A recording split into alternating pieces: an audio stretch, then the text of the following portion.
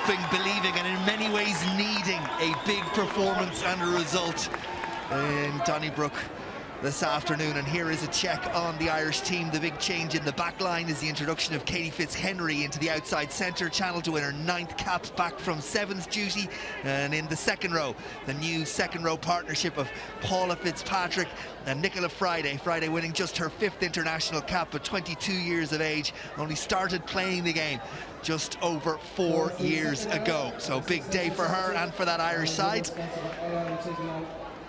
And the Italian side, well, it's the 5th anniversary almost of Ireland's Grand Slam win in the Parabaggio just outside Milan, and there are 3 of these players who played against Ireland on that day. The fullback Furlan, the scrum half Baratin, and the hooker Bettoni all played against the Irish side that won the Grand Slam that day. And alongside me is the woman who captained Ireland that day, who is Fiona Coughlin. Fiona, your thoughts as we look at the replacement benches for both sides on what might unfold this afternoon? This is quite an experienced Italian side, you know, lots of caps across the park. However, the standard of game that they played, club game, and then they haven't had many internationals. They played a warm-up game there against France in the autumn internationals, but before that there wasn't much going on with them, so it's difficult to know where they're at. They obviously last weekend had a good first half against England, and then the England power and fitness played through in the second half and England won comfortably. So with this Irish team today, I think it's about just being patient and controlled, going through the phases, and ultimately I think Ireland are the better team and will scrape out a win, but I think it's going to be a hard fought win that they get. So then Tim Baker, the referee from Hong Kong, blows his whistle, and we will get ourselves underway at the start of the second weekend of Six Nations action for both Italy and Ireland. The 2 games have taken place, victories for England and France over the weekend as Griffin and Ireland start very well. And here's Niamh Briggs, who attacks the line. Briggs very quiet last week by her own high standards. Just wasn't a huge amount of ball available from the Irish pack against France. We'll be expecting more from Briggs. And that woman, young Megan Williams, starts on the wing today, grew into the game last week. Here's one of Ireland's survivors, Malloy, from 5 years ago. And the doctor is off and running, and Ireland need to get to her. She almost got isolated, but experienced enough to hold up and wait for the support to arrive. There's Lindsay Pease crashing Ireland up to the 22. So much better from Ireland the opening minutes. Just as I say that, the ball retention, not what it should have been, as Ireland got to Claire Malloy. Use it now, please. They didn't protect the ball, and Italy have turned it over. And an opportunity for the Italians through their scrum half and captain Baratin to clear their lines, and all that good work by the open side. Well, Ireland find their way back inside their 10-metre line. Just a word on the conditions before Fiona comes in. A blustery old wind that's behind the Italian backs. Great start from Ireland, brilliant intent, strong carries, and then we see Claire Malloy at her best. That's her brilliant footwork, breaking through the tackles, sucking in 4 players. I think Lindsay Peate needed to give the ball out there. They had a four-woman overlap, and she took it in, and then a turnover, brilliant turnover by Italy. It's going to be a difficult day for hookers and kickers alike, and with that in mind, Cliona Maloney to a shortened Irish line-out, and that one is just about back for Ailsa Hughes, the scrum half, and then on to Griffin again. That's a second strong carry from Ireland's captain at number 8. Here's Briggs, through the hands it goes, Fitzhenry, and that one doesn't go to hand, and it's Ali Miller who has to pick and go. Miller winning her 43rd international cap. And just to round out that connection between the Grand Slam team of 5 years ago and now Miller, along with Briggs got forward off blue on the ground. Claire Malloy, the 3 remaining members of the Irish team that played on that day. A team, of course, that also included one Joy Neville, who played at number 8 that day and made her debut, successful debut as a Pro 14 referee on Friday night in Ravenhill. Yeah, we just see there from Ireland, they actually won the line-out quite well, went through a couple of phases, a bit of sloppy ball and lack of accuracy that we ended up 5 metres back from where the line-out started. First scrum will be interesting. Ireland's scrum held up very well last week against a powerful French pack. Yeah, if there was a positive to come from Ireland's performance last week, it was that scrum, or this scrum, and it's fed by Ailsa Hughes. And Griffin picks and goes and runs into her opposite number. Onside blue. Hughes, Briggs, Miller in the midfield. Ali Miller off and running, almost up to halfway, grabbed a hold of by Dusato, who made the tackle and did well, but Briggs has got players outside her. And here goes Lindsay Peat, and almost got the offload away to Megan Williams. But signs from Ireland in the opening minutes of intent and a worry as well in midfield. It looks like Ali Miller has done herself damage in this effort. Yeah, we just see Ali Miller coming in off her wing, looking for work, and a great tackle there by Solari that brought her down and seems to be injured. But Ireland need to get the ball into those wider channels. I think that's Italy will be a bit exposed out there because they suck in quite a lot, and we saw there again Lindsay Peat probably should have given that ball a fraction early. She waited for the tackle and forced a knock on them by Italy. Ali Miller's in real trouble, and same sort of, well, it's tough to watch. Same sort of distress that we saw Cooney in last week.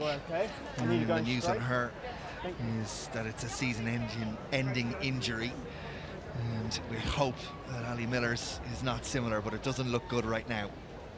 No, Ali's the type of player that you want. She's a game changer, really. Like when she gets on the ball, really exciting. Every time she touches the ball, you think something's going to happen from it. And we could see there the intent that she ran at, and certainly you don't want to lose any player, but certainly not a player of that calibre. And it'll be Claire McLaughlin, who started in the centre for Ireland last week, who's going to come in to replace Miller, and it'll mean a shuffle around. We'll see what they do, but that injury particularly harsh on Ali Miller, and the stretcher has been called for, as you can see, and it's going to take a moment or two for the medical staff to take Ali away. Yeah, not having a winger sub really on the bench, the two centres in Michelle Claffey and Claire McLaughlin, and I would imagine Claire would probably come on the wing. She wouldn't have played a lot there, but predominantly she plays club level at 12, and last week was used at 13, so a new position for her on the wing, and I think that's something that Italy will now look to exploit, particularly with their kicks. McLaughlin will win her 9th international cap, but a good start in terms of, notwithstanding the injury to Alison Miller, a good start in terms of what Ireland are attempting to do and the execution of that, which wasn't good last week, albeit under pressure from the French side that defended very well. Yeah, definitely France are a different beast entirely, but this is what Ireland need to do. They need to attack Italy, as I said, go through the phases. They will get sucked in, and when they get sucked in, that space will be out wide to finish. But, you know, it will take time, and I think we're trying to force it a little bit, sometimes give the ball a little bit earlier into the wider channels, as opposed to waiting for the tackle, which we tried to do twice, and of course a turnover and a knock on.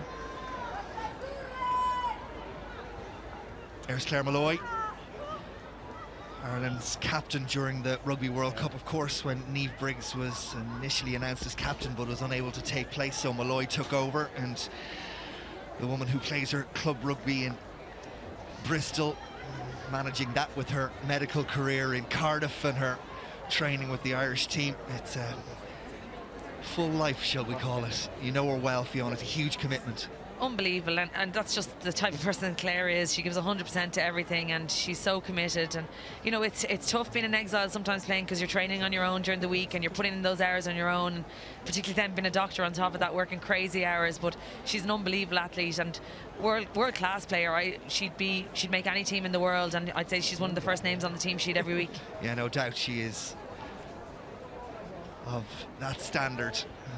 It showed during the World Cup, and you've seen it throughout the last couple of Six Nations. Claire Malloy is something special. I'm afraid, and using Ali Miller, you can see they're now calling for further stretcher and further medical staff to come out and help.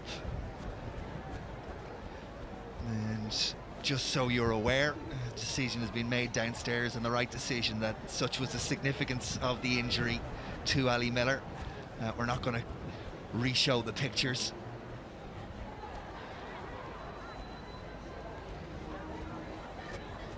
Yeah, this is a break in the game, and obviously it's how players come back from this and the focus. Obviously the Irish girls have to forget about the fact that Ali got injured and focus on the next task, and it's tough when one of your most potent players and now captain Ciara Griffin and Niamh Briggs are going to go over just to make sure she's okay, which clearly she isn't, but you know, just give her a bit of support. But they need to focus on the next task, which is going from the next play, and Ireland really need to just get back into the game where they started and focus on what they're doing. She's moving.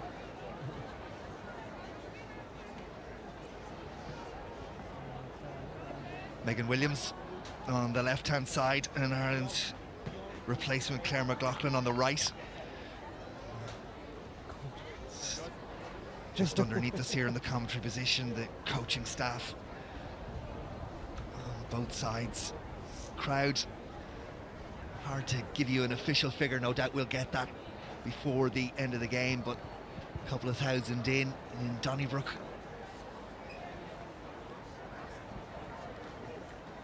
And just a word again on the conditions. That wind behind the Italians in this first half, but very much going down into that left-hand corner as Claire Malloy and Elisa Hughes contribute to the applause for Alison Miller, and she's taken away.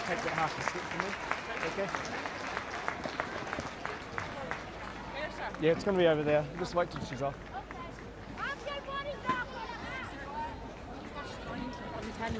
Yeah, I had it, yeah. Hang on. Time on. So then, Forward off. Green. as we approach 4 minutes of game time after a lengthy stoppage at Donnybrook. We're set to go again.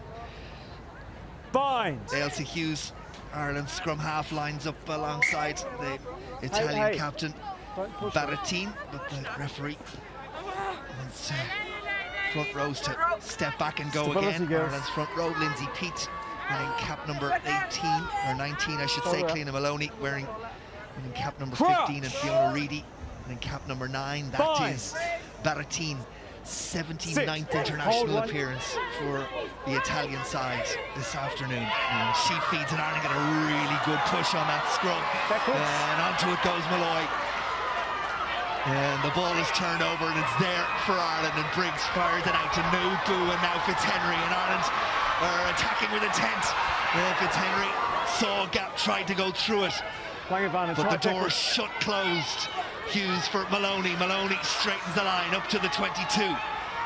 Options both way for Ireland scrum half. Goes the more open of the two sides. Just into the 22. Hughes now for Briggs, and Briggs, little show, thought about going, ball spilled. Referee says play on, no suggestion of a knock on. Nubu down the narrow side. Nubu keeps the ball in hand, and Italy are being dragged one way and then the other. Briggs again. Lindsay Peat almost around the Italian tackler. Ball well presented, really well recycled by Ireland. Maloney now. Through the phases Ireland go. Credit to the Italian defence, holds firm so far. Niamh Briggs, not a huge amount of room, and the ball is stripped away from her. And Italy have the turnover again. Ireland turn it back, but we'll go with the knock forward, and that tells you everything you need to know. Frustration from Briggs, puts the hand up, but much better from Ireland again. That's what we're talking about. It's going through the phases. We just see here Niamh Briggs just a little bit over-eager, trying to look around, see if there's an awful lot on, takes her eye off the ball, and then a knock on. But better by Ireland. Simple things, going through the phases, cleaning out the rucks, probably move the ball a little bit faster away from those rucks, just because we have numbers out wide. Square and steady. Let's do that. Referee just having a little word with the Irish front row, wanting them to stay square. It was a very impressive scrum over on that far side that led to all that opportunity for Ireland's women. They'll be looking to put the pressure on this Italian scrum once again, as Barattin will feed, and Guy, Bettoni and Ricci in that front row under real pressure. It's an experienced front row. A couple of 50 cappers in there, but they're retreating. They did well. And back to receive the kick is Flood. Kim Flood plays her club rugby with Railway. Griffin in over it. Down the narrow side goes Hughes. Maloney, good ball skills, well tackled by the Italian number 8, Arrighetti. Hughes and Briggs. Lindsay Peach, she's carried a lot. Is the former Dublin footballer and international basketball player as well. Briggs almost got the pass away to Fitzhenry, but it went forward from the Blackrock College outside centre. Wexford woman who was on sevens duty in the first weekend, back at outside centre. There was the line, just slightly ahead of the pass from Briggs. Yeah, another powerful scrum by Ireland. That was something we pinpointed last week. You see Claire Malloy right down on the ball, and that's something they need to use as a platform. After that, then we saw Katie Fitzhenry. It was the right line. Rigoni was up. There was a dog leg in the defence, and the gap was there. It was just now ball to hand, and they're through the gap.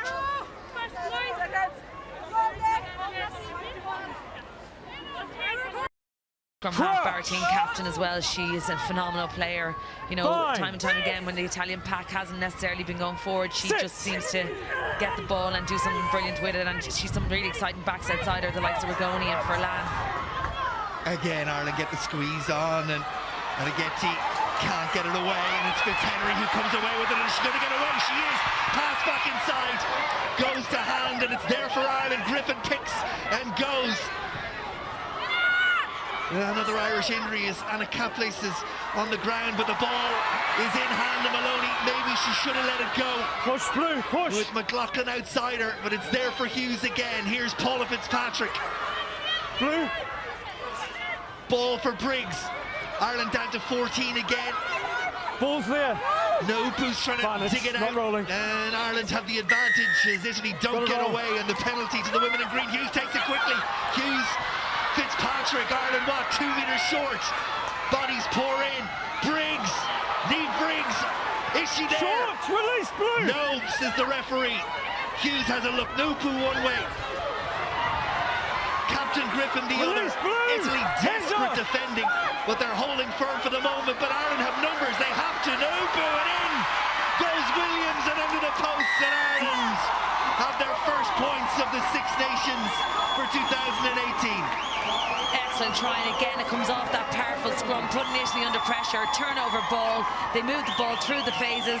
Keep going at the Italians. The Italians get sucked in, and there was 5 Irish players out there to score the try, and Megan Williams goes under. Here we see Elsa Hughes, turnover, Katie Fitzhenry, powerful run. Locatelli couldn't get her hands on her. Brilliant inside pass to Lindsay Peat. Great resourcing of the ruck. And again, Cliona Maloney had a player outside. She decides to take it in. Another great ruck. It goes out. Niamh Briggs. This is Paula Fitzpatrick on a good, powerful carry. And this is it. This is the forwards carrying at the heart of the Italian defence. And here we see it. Brilliant pass out. And you look at all those Irish players, and it's an easy run in for Megan Williams. Megan Williams, on the day of her second international cap, gets the first try in green in the Six Nations.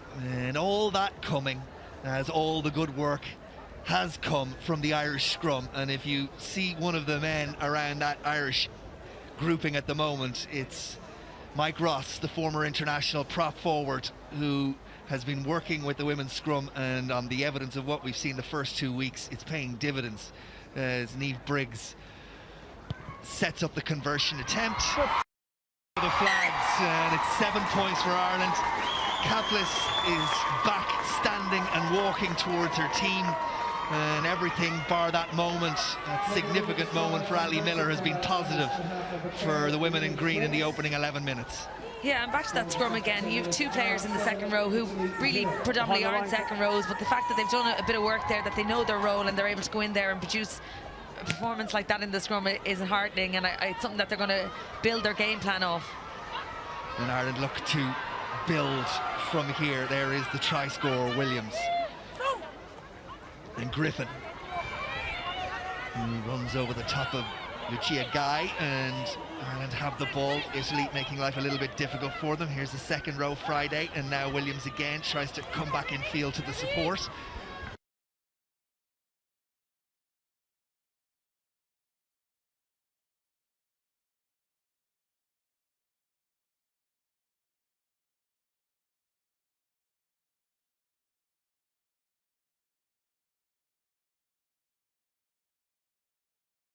Well against the opening half. Remember, it was 7 points apiece after 40 minutes.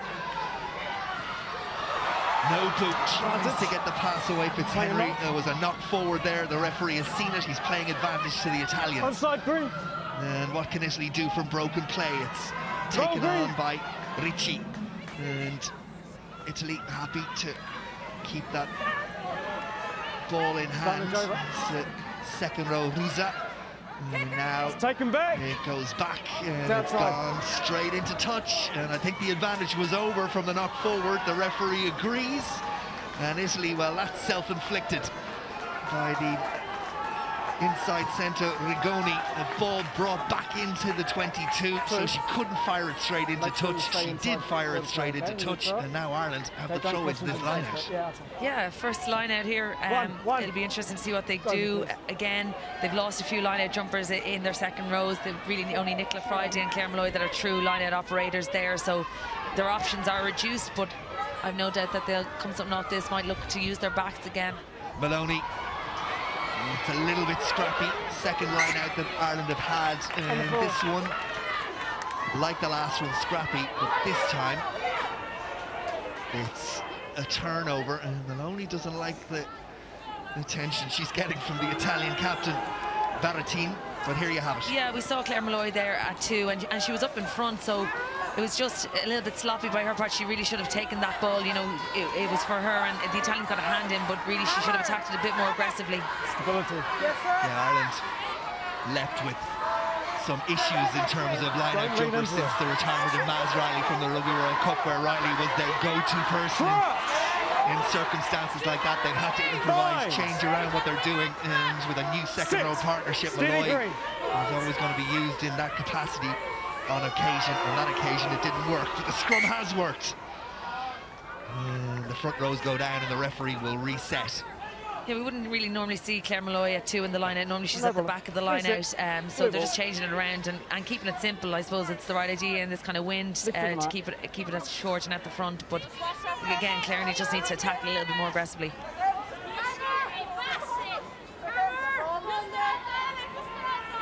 Crouch. Bind. Sit. Barattin will feed again, and it's the number 8, Adeghetu, comes away with it, and tackles are made. And the Irish back row, Malloy was there.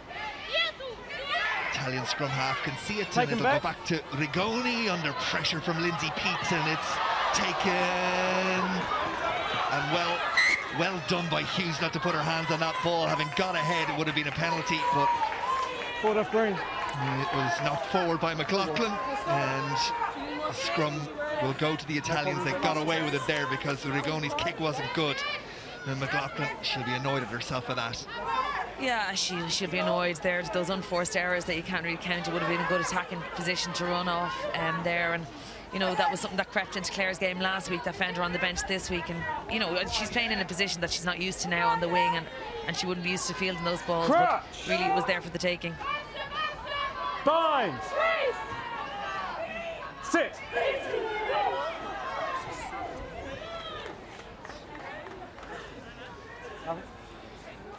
Nothing on the side? You see in the scrum, Ireland are setting quite low. They're lower than Italy, which puts them in a good position. Richie seems to be in a bit of pressure there on the loose head side, and she's quite tall and coming in at an angle as well. So that's where Fioriti needs to look to get under her and then try and push her back out. Lucia, Crouch. or should I say Eleonora Ricci. Bind. Lindsay Peat for Ireland on this near side. Steady. And Sarah Barattin gets the ball away, and the Italians have ball in hand, a rare opportunity, and in midfield is the winger Magatti, and Magatti offloads, and all of a sudden Italy are in behind Ireland, and it's a terrific tackle from McLaughlin to ensure that the Italians didn't get to the Irish try line. She was the last line of defence, and all of a sudden the Italians have woken up from their slumber and have the ball in hand, and they are threatening this Irish line as away goes Ruza in the second row, and it's advantage now to the Italians. And Ireland, no clear release, all of a sudden find themselves 3 metres short of their own line, and the Italians have burst into a bit of life. Yeah, Italy can play when they have the ball. They haven't had the ball so far in the first 16 minutes, but that was brilliant off a scrum through. And we see Furlan then at her best. She's a brilliant full back and running an open field. She's brilliant. She sucked in the Irish players, and it was a last gasp tackle, really. You know, she'd broken through 3 of them and set it up, but then Ireland forced it into giving away a penalty because they were under pressure. Rigoni sends it to touch. It was an initial break by McGatty, the winger, and then Furlan. Time. And then that second Just row. checking the head. Who's that? Who made all the ground and found a way getting up to the Irish line. Sene Naupu. She's coming off HIA. For a HIA, the medical staff want to have a look, and this is going to cause more disruption in the back line. She doesn't seem like she wants to go, but it's the right decision for her to go. And if everything's okay, she can come back. But it's going to mean another reshuffle of the Irish back line at a crucial moment in defensive duty. It looks like Michelle Claffey is going to come in to win her first international cap. Claffey, Blackrock centre, will go in alongside Fitzhenry, you would think, or maybe McLaughlin might move into the centre. We'll see how Ireland go. But it is Claffey who's in, and Naupu's gone for a HIA, and the Italians have this line out on Ireland's 5-metre line. Now, can Ireland compete? They can. And they can do better than that through their captain Griffin. They can come away with the ball, and Hughes and Briggs will complete the escape route, and that was good work defensively from Ireland. Yeah, a huge moment there for Michelle Claffey. You know, she's been around a couple of years, and you see their poor communication from Italy. No one actually jumping in the line out. Great turnover from Ciara Griffin. Good clear out of the ruck, and simple kick the ball out from their own 22.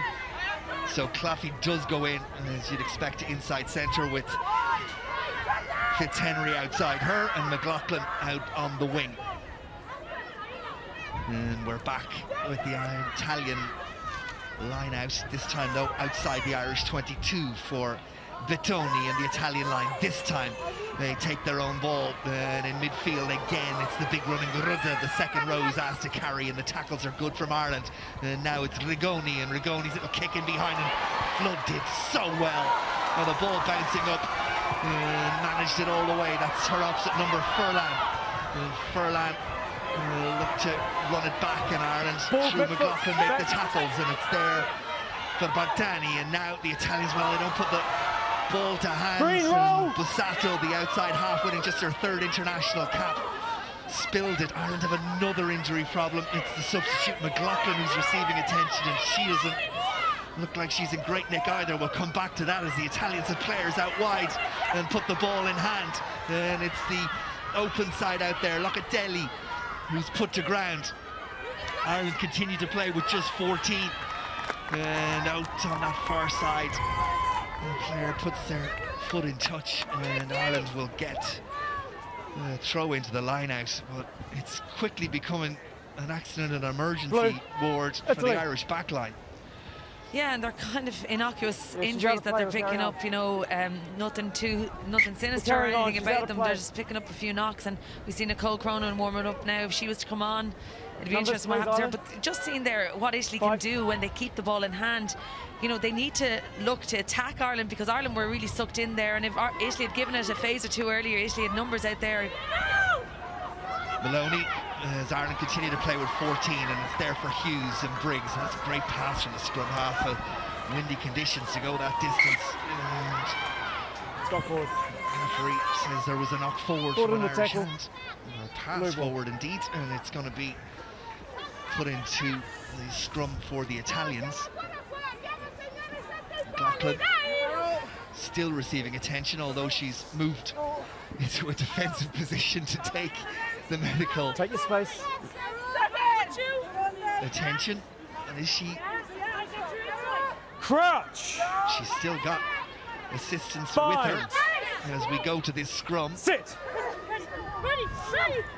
Now she's being allowed to continue. Ireland get the pressure on in that scrum, just what Ireland needed to do. Pack taking the pressure off their back line as Briggs show and go. Hughes, try-scorer Williams, comes into the line. She's tackled by Rigoni, pumps the legs and gets a yard or two more. Ball should be there for Ireland. It's not. Ireland off their feet. Number 15, the go straight off your Italians feet. get the penalty, and it's Flood who's penalised for going off her feet at the breakdown. And a chance for Rigoni to probe down the line and give the Italians a foothold deep inside Irish territory. But this scrum has been Ireland's most potent weapon. Yeah, here we see it, all 8 at the right time. Ball goes in and then the power comes through. Great turnover. You see Malloy off the back. She moves the ball. Briggsy sees a gap, goes herself. But that's going to be the basis of everything good comes from them. It's either attacking or defensive scrums. They just are so powerful, so low, and they're working as a great unit. Bittoni to a shortened Italian line out. The ball just about comes back on the Italian side, and this out half, Bussato, not for the first time, knocks the ball forward. It's just her 3rd international cap. Foot off blue. And I have to say, on both occasions she's knocked it forward. It hasn't been the most sympathetic of passes from her scrum half, although inviting her onto it. Yeah, Bussato in for her 3rd cap. Madia, who was there for the last couple of games, did her shoulder last week, so it's huge losing your starting out half, you know, and particularly then with someone coming in with such little experience. I think even at the club level she wouldn't have that much experience. However, she does play club with Baratine, so they'd have a good relationship together, but she's just had a few unforced errors, and it's not as if the pressure has been hugely on her. Claire McLaughlin, you can see her in the foreground, is getting attention, and that on the ground I think is clean. It is clean at Maloney. McLaughlin, though, I think has a contact lens problem now.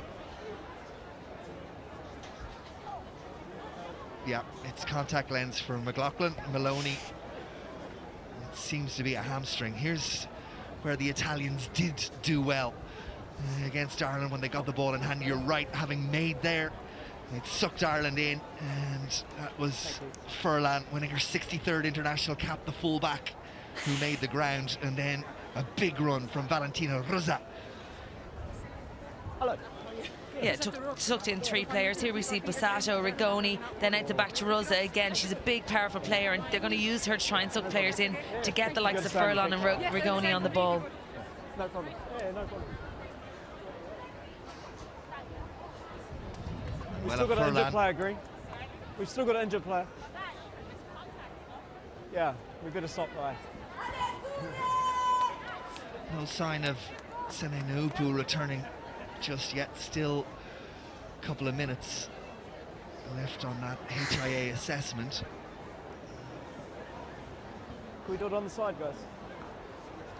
Yeah, not surprisingly, I think the referee's saying if it's just a contact lens problem, you need to do it on the side of the pitch.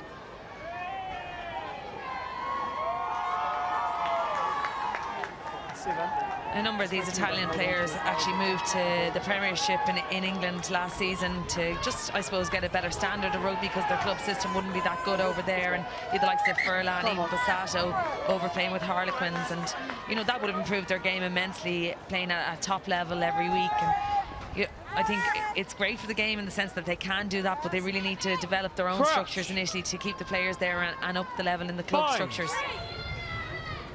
Sit. So into the second quarter of the game, and Ireland get the penalty at scrum time. Number 1. Yeah, it was against Ritchie pulling the scrum down, and I think she's going to be in trouble throughout the game. You know, she's quite high and she's coming in at that angle. Well, there's a real sign of the strength of that breeze. And Ireland did well to retain possession.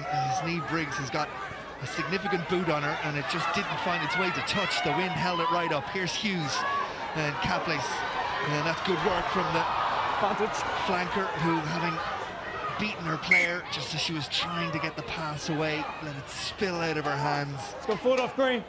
Blue ball. And it'll be put into the scrum. Italian ball, or will they take the line out? The referee is saying scrum. I think the Italians would rather line out. Yeah, it wasn't the best kick, and again it was the breeze, but Ireland recovered quite well, reclaimed the ball and came back down this blind side where there was space. Caprice ran across the pitch a little bit. Someone should have offered a switch, but it was encouraging to see that she is looking for that offload and people running off her, but it's important that you do it at the right time. Sit, stay. front rows have gone down again on this near side. Lucia Guy this time went to ground, but the referee happy for it to continue, and in midfield is Silari, Nice. but Ireland go over it illegally to the referee. The Italians get the penalty, and again it's that woman Rigoni with the ball in hand. Beatrice Rigoni, and with the wind behind her, should be able to find a decent touch, and trying to get every inch out of it. She didn't find touch, and it's taken by Lindsay Peace and offloaded to Claire McLaughlin, and it's there for Ailsa Hughes, and now a hard running Nicola Friday. Hughes, Briggs, Griffin, captain, has carried well in this opening half. Briggs once more has a little look to see what's in front of her, takes on the tackle, then the offload from the ground. That's better from Ireland. Malloy, Fitzpatrick, and transferring the ball. That was off a player. It came off the back of one of the retreating players, and Ailsa Hughes didn't find her targets, but Ireland will get the foot into the scrum. It's the Italians' turn now to call on the medical staff, one or two of their players on the ground. Yeah, it's the big powerful Rosa, second row down there, that injured, and she's certainly not someone they want to lose. She's been one of the predominant ball carriers there in the first 25 minutes. Nopu is okay to continue. And with Nopu back, it means that Claffey will make her way back to the bench. Okay. Keep your knees off the ground, okay? Need advice, spine. Green ball, let's go. Oh. Yeah, we can see Italy aren't really contesting the ruck. It's tackler +1, and so it means that Ireland only have to put 2 players in, and it means that then there's people out wide. We just need to move the ball away a little bit quicker, because Italy are getting sucked in really easily.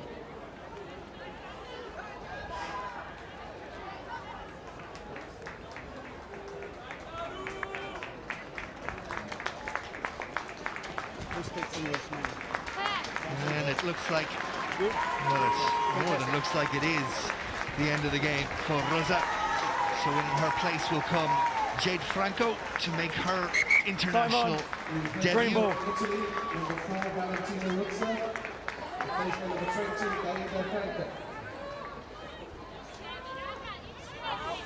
Franco, one of 3 Italian substitutes in line to make their debuts today.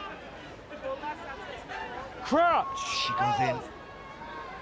Bind. To the flank. Sit. Change in the second row means that Veronese, I think, has gone into the second row. We'll check that for you as Ireland, through Fitzhenry, is away, and it's to her opposite number, who eventually makes the tackle, but not before the offload, and a terrific offload to Williams.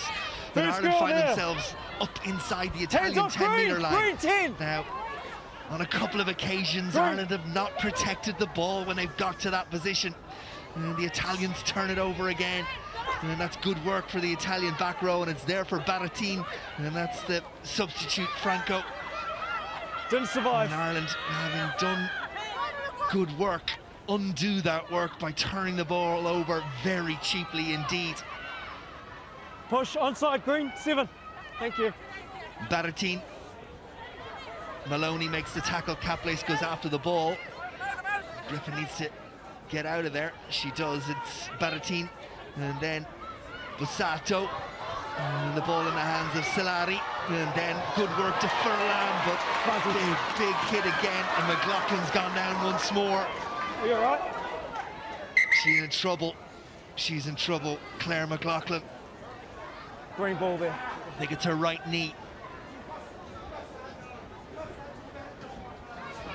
Yeah, just when we saw Ireland, here we just see the injury, a little play for Rigoni, good offload by Rigoni, and Furlan is looking to get the ball on the outside where Italy have numbers, and that's where we see Claire McLaughlin making the hit on Furlan, goes in with her right knee. Just see it there. Yeah, it was a big hit from Fitzhenry just before that. It's McLaughlin who's in trouble. And Claffey is making ready to come in again.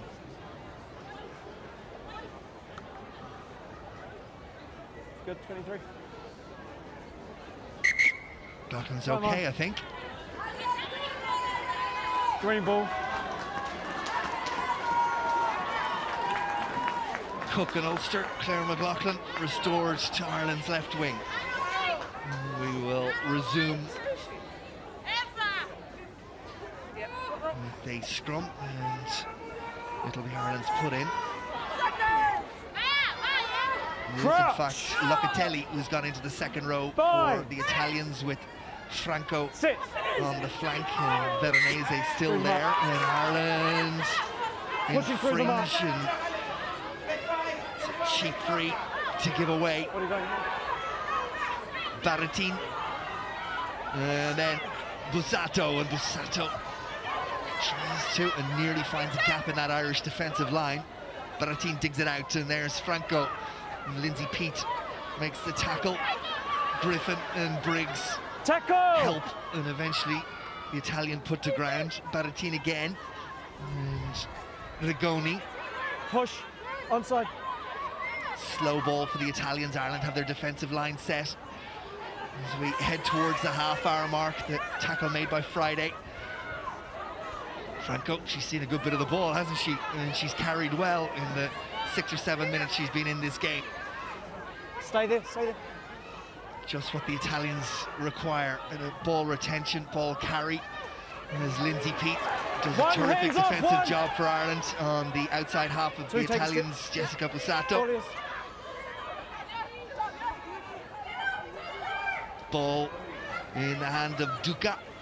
You've lost it now too. Pick from the outside centre, Silari. Till he go down the narrower of the two sides. Rigoni sets it up for Baratin, and the Italians back this way once more. Ireland not really committing too many to that ruck. Keep that defensive line set. The Italians going backwards, and the right decision is to kick over the top, and it's there for Flood, who's done really well. Evades the first tackle and looks to try and evade more. Goes to ground. Support arrives. Maloney needs to get there and does. And Ailsa Hughes sets it up for Lindsay Peat, who's had a significant influence in both scrum and open play throughout this game. Griffin again runs over Larighetti. Hughes, and Ireland's slow ball. Referee says the ball is slow, and there was no obvious advantage, so back heel come for the penalty at the last breakdown, and the Italians need to get attention on to prop forward Lucia Guy. That was a really good defensive line by Ireland, that there was no options for Italy, that Rigoni felt that she had to kick through. There was space there, but Kim Flood dealt with it really well. She claimed the ball, ran back at them. Here we just see it, evading the tackle, hits it up. We had a good ruck off this, and then forced a penalty against Italy.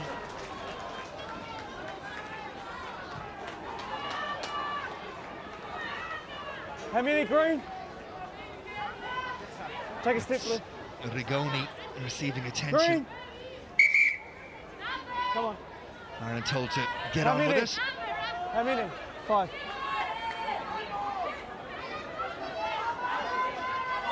Shortened line out. Friday and Fitzpatrick there. Caplace also. And it is Anna Caplace who rises. Good pass from Hughes to evade the onrushing Franco. Hughes once more. Good service from the scrum half. Fitzhenry again does well through the first tackle. Flood, and there's a foot in touch over the far side. Just for a moment it looked like the Italians might be away and free. Referee and touch judge pull it back. Yeah, great work here by Fitzhenry, pushing off the tackle. You know, she's a fit, powerful player. Foot and touch there by Kim Flood. But again, she was trying to look for that offload, which is encouraging that they're looking for it, but it's doing it at the right time. And, you know, your risk there of basically giving the ball to the Italians to go through free. So it's important, it's good. I'm encouraged by the fact they're trying to offload, but it's definitely had to do it at the right time. It's there for Maloney from the Italian throw, and that wind has really got up in the last 2 or 3 minutes now. All available. Briggs into the teeth of a gale. No boo. Flood, no boo on the wraparound. Fitzhenry got it about the 4th bite of the cherry. 12. Ball's there. Hughes. Push. Briggs. Malloy. Claire Malloy tries to dance around Franco. She onside? Hughes saw the onrushing Italian defence, made the correct decision to keep the ball in hand. It'll be a pick from Reedy, who's hit hard by the ever-present Franco. You wonder why wasn't she on from the beginning. She's had a huge impact, the Italian substitute. And the Italians have stripped the ball, and here is Franco. And the offload to the number 8, Araghetti. Italy, with the wind behind them, playing the right type of game, saying to Ireland, you'll have to go from back there. Flood very patiently, hoping, waiting for, and watching the ball over the line, 22. Taps it down, and Ireland will have a 22 dropout. And Niamh Briggs is going to take this quickly. Italy fell asleep. And that's Fitzpatrick, Paula Fitzpatrick. Second row, back row, captain of Ireland on occasion, makes good ground. Williams, the try scorer. Push. Ball there, Briggs protects it. And Griffin makes another yard. Hughes. Caples, who's had a decent 21, first you half. lost it. Hughes once more. Briggs. Oh, Fitzhenry did well to pick it up. Open play. Straightens the line. Tackle from Bettoni. Referee says it was high. Malloy. A little bit isolated, Claire Malloy.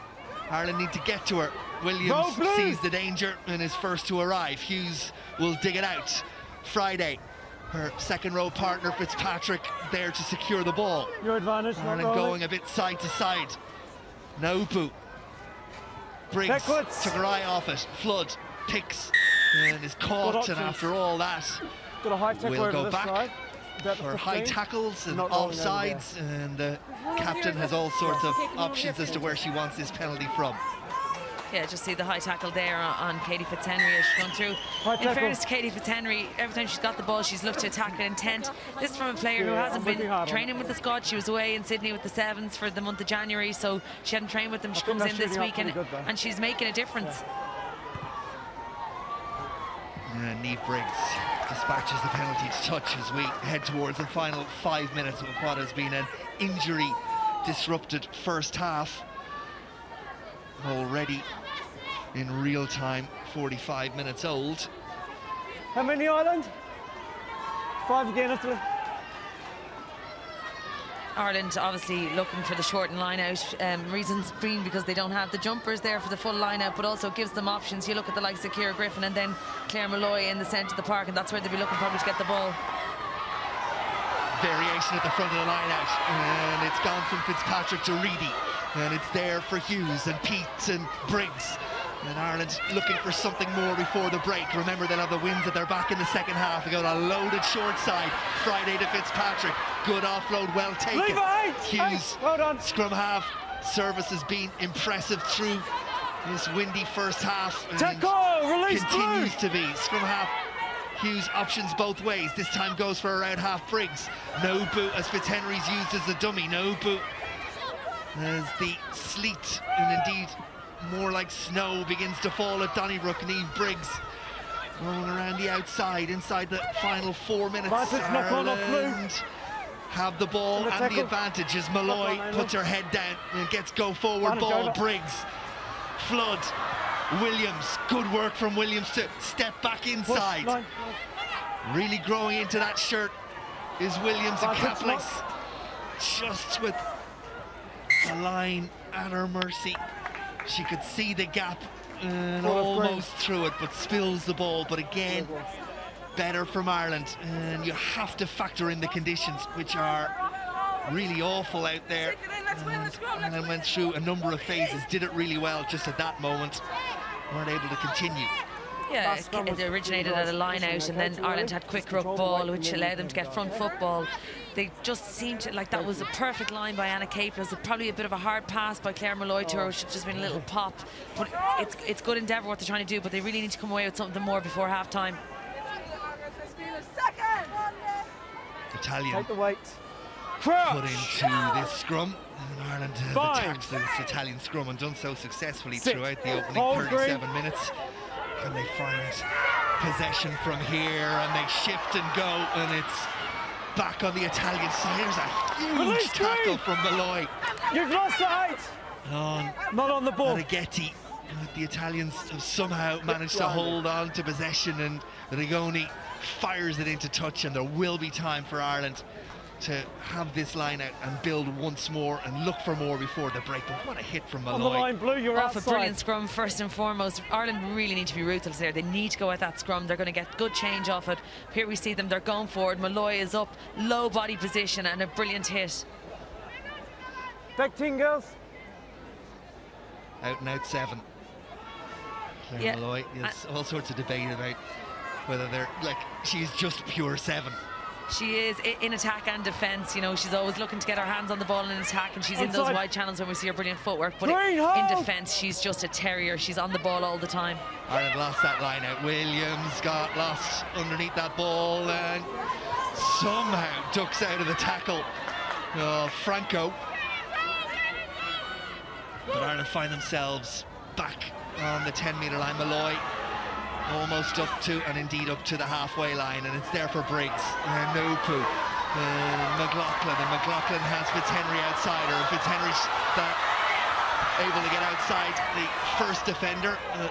Then put to ground. Ireland, minute and a half left to try and find more, but Briggs isn't able to control a rare loose pass from her scrum half. Hughes, in the tackle. It's a knock forward, and it'll be a scrum, and you feel Ireland are going to have to settle for 7 in the first half. But against those conditions, maybe they'll feel that's not a bad return, Fiona. Yeah, look, they're playing into the wind, but I don't think they'll be happy at times with their accuracy. At times, you know, there's been knock-ons when they're in a really good position, turnover ball when they're in the 22. Here we see how effective the wind is, you know, taking the ball off the thrower, but also the kick. And we saw that earlier with Niamh Briggs' kick not getting much distance and holding up in the air. But regardless of that, Ireland are inaccurate at times. You know, those passes have to go to hand, and they need to clear out the ruck. They're definitely the better team, and they look more threatening go forward, but they really haven't been efficient. In and out quickly from that scrum for the Italians, and it's in the hands of Rigoni. Briggs makes the tackle, and it's there. And out, however, the scrum half put it down. Yeah, I got it. Griffin makes the tackle, but it's high. The referee awards the penalty to the Italians.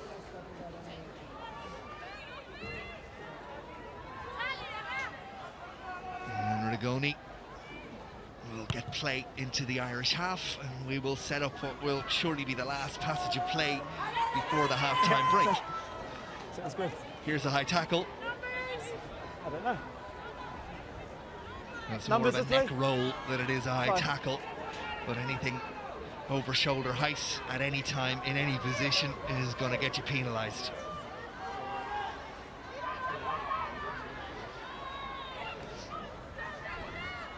Italians with one last chance before the break, and the referee says that's gone backwards rather than forwards.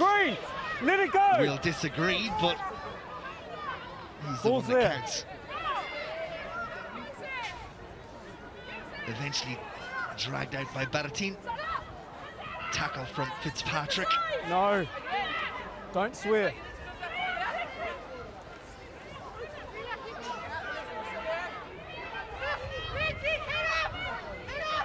Pick and go.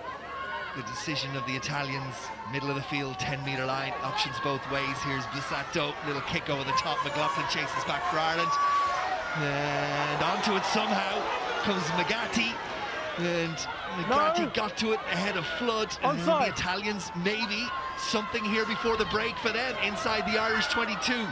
Rare opportunity with ball in hand in the 22. Franco straightens the line. The Italians have numbers out wide. They've sucked Ireland in there.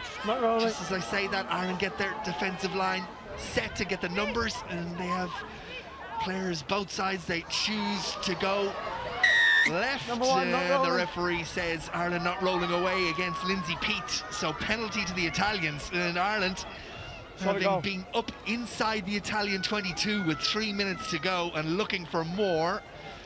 Well, not alone did they not get that, but it looks like They're going to lose that 7-point lead going into the break. Penalty to the Italians.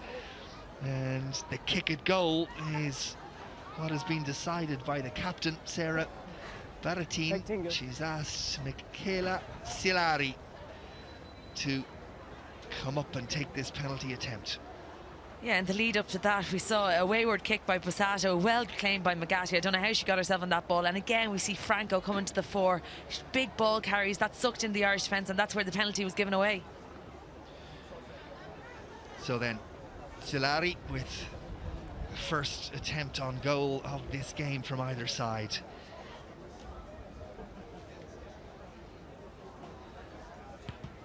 That's good. Over it goes, as you'd expect, and Italy, with the last kick of the half, have their first points on the board. And it's that woman's try, Megan Williams, converted by Niamh Briggs, that gives Ireland 7. Silari's penalty for Italy gives them 3. Still all to play for at a freezing cold Donnybrook in Dublin. The half-time score is Ireland 7, Italy 3. In Limerick, Sligo in the northwest, Virginia in Cavan and Wicklow. Those rugby clubs: Dublin, Sligo, Virginia and Wicklow. Stars of the future.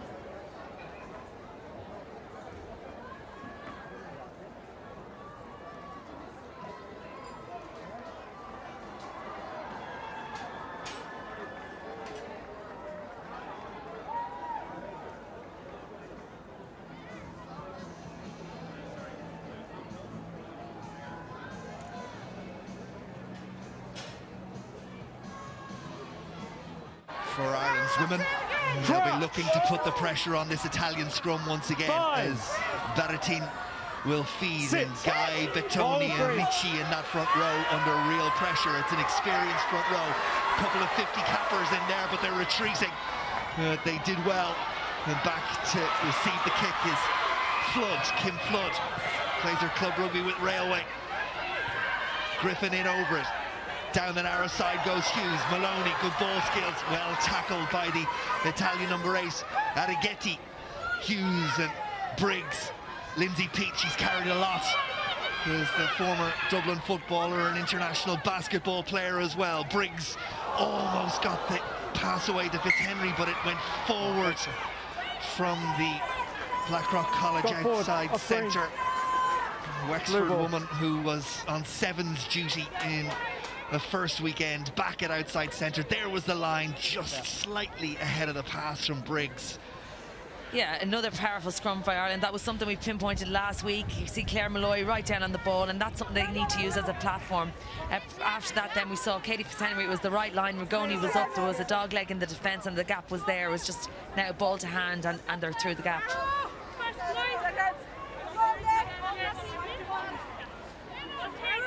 The Italian scrum half, Baratin, captain as well. She is a phenomenal player. You know, time and time again, when the Italian pack hasn't necessarily been going forward, she just seems to get the ball and do something brilliant with it. And she's some really exciting backs outside her, the likes of Rigoni and Furlan. Again, Ireland get the squeeze on, and Arrighetti can't get it away, and it's Fitzhenry who comes away with it, and she's going to get away. She is. Pass back inside, goes to hand, and it's there for Ireland. Griffin picks and goes. Another Irish injury is Anna Caples is on the ground, but the ball is in hand of Maloney. Maybe she should have let it go. Push, Blue, push. With McLaughlin outside her, but it's there for Hughes again. Here's Paula Fitzpatrick. Blue. Ball for Briggs. Ireland down to 14 again. Ball's there. Nopu's trying to dig it out. Rolling. And Ireland have the advantage as Italy don't get away, and the penalty to the women in green. Hughes takes it quickly. Hughes, Fitzpatrick, Ireland what? 2 metres short. Bodies pour in. Briggs, Niamh Briggs. Is she there? Short, release Blue. No, says the referee. Hughes has a look. Nopu one way. Captain Griffin the Release other. Blue. Italy desperate defending, but they're holding firm for the moment. But Ireland have numbers. They have to. Nopu, and in goes Williams and under the posts, and Ireland have their first points of the Six Nations for 2018. Iceland try, and again it comes off that powerful scrum, putting Italy under pressure. Turnover ball, they move the ball through the phases, keep going at the Italians. The Italians get sucked in, and there was 5 Irish players out there to score the try, and Megan Williams goes under. Here we see Elsa Hughes, turnover, Katie Fitzhenry, powerful run. Locatelli couldn't get her hands on her. Brilliant inside pass to Lindsay Peat. Great resourcing of the ruck, and again Cliona Maloney had a player outside. She decides to take it in. Another great ruck.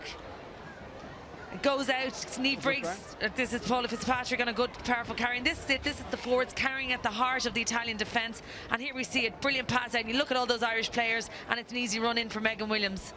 Megan Williams, on the day of her second international cap, gets the first try in green in the Six Nations. And all that coming as all the good work has come from the Irish scrum. And if you see one of the men around that Irish grouping at the moment, it's Mike Ross, the former international prop forward, who has been working with the women's scrum, and on the evidence of what we've seen the first 2 weeks, it's paying dividends as Niamh Briggs sets up the conversion attempt, and up go the flags, and it's 7 points for Ireland. Kaplis is back standing and walking towards her team, and everything bar that moment, that significant moment for Ali Miller, has been positive for the women in green in the opening 11 minutes. Yeah, and back to that scrum again. You have 2 players in the second row who really predominantly aren't second rows, but the fact that they've done a bit of work there, that they know their role and they're able to go in there and produce a performance like that in the scrum is heartening, and it's something that they're going to build their game plan off. And Ireland look to build from here. There is the try scorer, Williams. And Griffin, who runs over the top of Lucia Guy, and Ireland have the ball. Italy making life a little bit difficult for them. Here's the second row, Friday, and now Williams again tries to come back in field to the support. And Briggs, Nanupu. And Ireland passing the ball so much better this week. It's just different.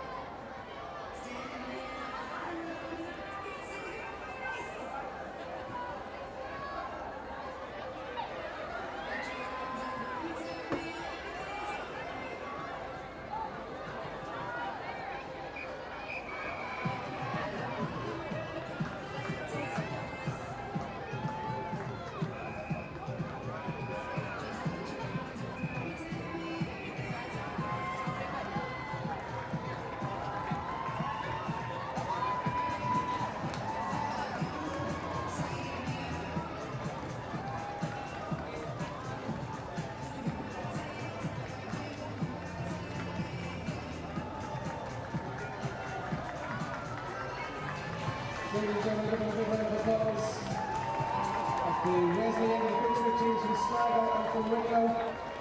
At the Vector end of the pitch, I should say, and at the Wesley end, it is Bruff and Virginia.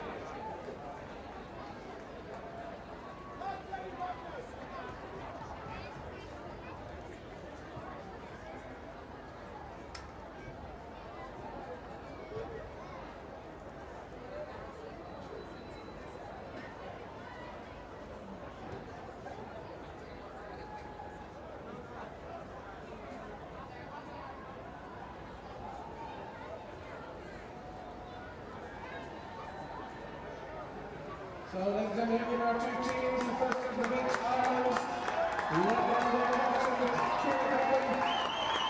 and from the back to end, the team from Italy and their captain, Sarah Barrettini.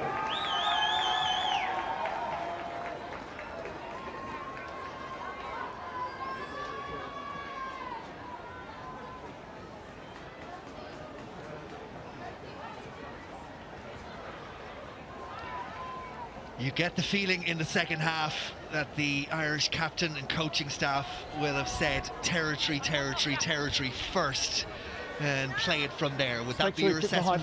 Yeah, certainly, and I think the girls said there in the analysis looking for Briggsy to use this wind a little bit and put Ireland down in Italy's half and go from there and just be a little bit more accurate in what they're doing. And it will be Niamh Briggs who will get us underway at the start of this second half at Donnybrook. Wind behind Ireland in the second half as Briggs sends it high, and it's not controlled by the Italians, and an immediate opportunity for Paula Fitzpatrick and Ireland to get on the front foot. Lindsay Peets puts the head down, pumps the legs and gets Ireland to the 22. Hughes is there, and as she's there, and tackle 9, release. Ireland will definitely look at this.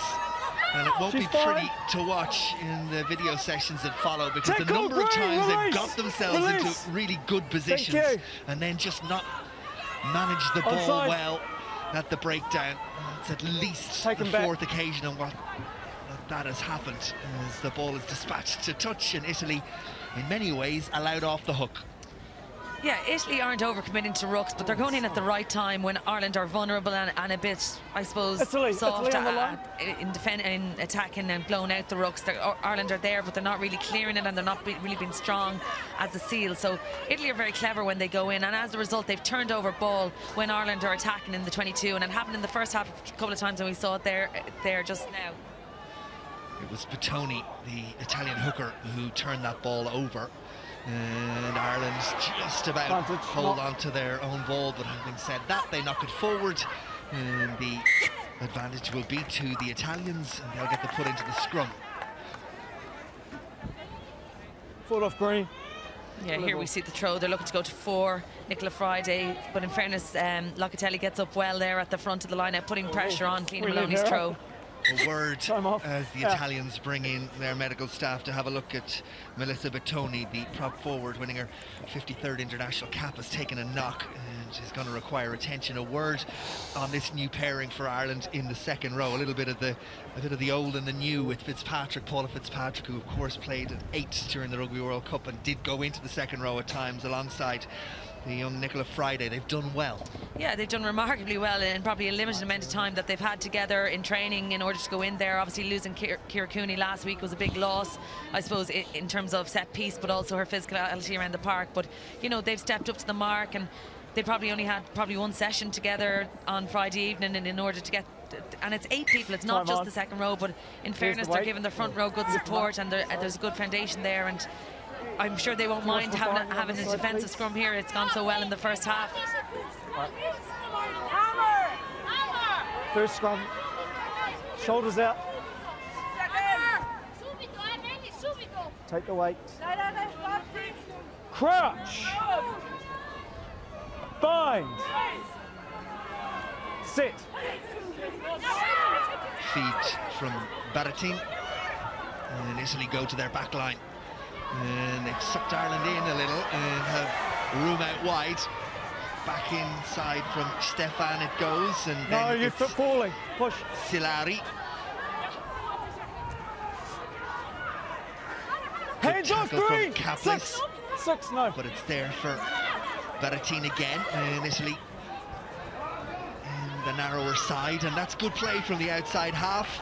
Touch. Jessica Bussato, she kicks the ball into touch just outside the Irish 22, but the Italians managing the ball well. The option of kicking into that wind, really not one that they're going to be able to exploit. So it's going to have to be ball in hand, and it's going to have to be probing in behind Ireland rather than driving the ball into touch in the hope of getting territory. That's the way to do it.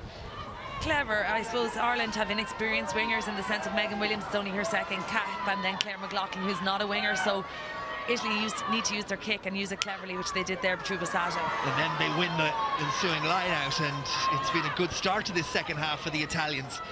And away goes Vittoni in midfield and sets it up for Bretagne. And now a ball in the arms of Silari. It's Furlan who does the clear-out work. And the Italians are just as they looks to come back this way. It's still forward by that hooker Vittoni. Then Ireland will get the put in. Actually, it wasn't Vittoni, it was the number 8, Arrighetti, who knocked it forward. Ireland with the put into the scrum. Here we just see Italy getting up, hand up in front there, and just turning over the ball, and then Italy moved it quite well across the park, but they didn't make any ground. They had no forward ball on that. In terms of the, let's call it the meat and two veg of the Irish game, doing the basics well. The scrum has been outstanding, the defence has been good, the ball handling under the conditions not bad, but the line out is something you feel that they won't be happy about and will need to improve on going forward in this Six Nations. Need Briggs with the attempts to play territory, and that was controlled by the leg of Nagati and now in the hands of Furlan. And it's Hughes who makes the tackle, and the substitute from the first half, Franco, is knocked backwards by the ever-present Claire Malloy. Ball in hand again for the Italians as Briggs makes the tackle. Bussato, and it's with Rigoni, and Italy hold on to the ball. Ireland shoot up in defence through Fiona Reedy. 7, you lost it now. Told to leave her hands off it, and it's there for Furlan, and she steps back inside. It's a bit of forward momentum. Caplace goes after the ball, but it should be there for the Italians. That's lost it, Green. It is. Vittoni, tackle from Griffin. Ireland again sucked in a bit defensively, a little bit narrow, but the ball doesn't go to hand for the Italians, and an opportunity for Ireland to turn it over, and Malloy almost there, and the referee says we'll come back. I think Lindsay Peat was coming in from the wrong place. She came in from the side, but the knock forward happened before the infringement, and therefore Ireland will get the put into the scrum. Yeah, there we just see a ball over the head and just a slight knock on. Italy, they're playing into Ireland, you know, they've space out wide. They need to look and get Furlan on the ball. She's their most promising player in attack, you know, playing a full back. There is space out in these wider channels. Ireland have dropped their wingers back in comparison to last week, where we saw them on a hard up 13 up defence, where now they've dropped them back a good bit because they're looking to react off the kick that might come through, which means the space is there. So they need to look to get Furlan into those wide channels. Irish ball through Ailsa Hughes, the scrum half. Griffin controls. Here is Hughes, and Hughes for Flood, and Flood for Williams. That wasn't the best pass in the world from the fullback. And it's knocked forward. Sarah.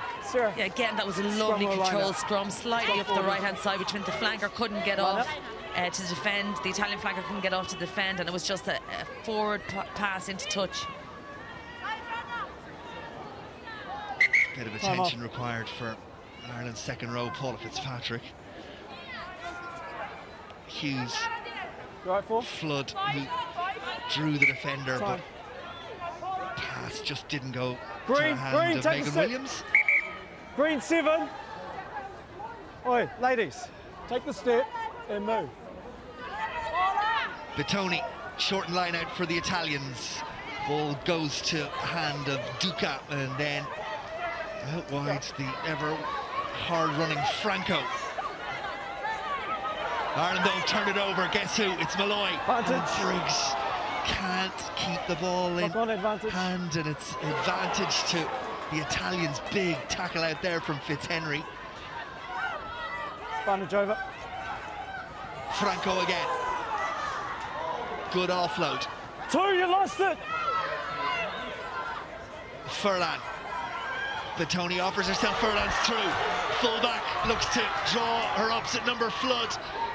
The ball eventually is away. Release. And Italy 6. have it. And it's Not there on the for ball. Baratin and Franco. And Franco carries eventually 2 Irish players, including Niamh Briggs, put her to ground. Guy, prop forward. Caplace gets to her and then looks to get to the ball and does really You lost it well. there, 6. You've gone to ground. Anna Caplace almost with the steal. Italy still with the ball. And then Lindsay Peake comes away with it. And then Reedy and Ireland look to turn defence into attack. And Nupu. And Nupu offloads and Fitzhenry. Tackle made by Bussato. A little bit scrappy from both sides, not really minding the pill, but Ireland have it now. Niamh Briggs uses that big right boost to try and find her way into the 22, but straight into the arms of the Italians, and Furlan has the opportunity Blue 6, stop. to come back. Nupu will watch and claim this.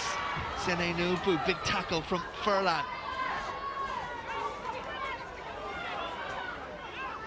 Both sides need a little bit more control. Reedy takes it up for Ireland.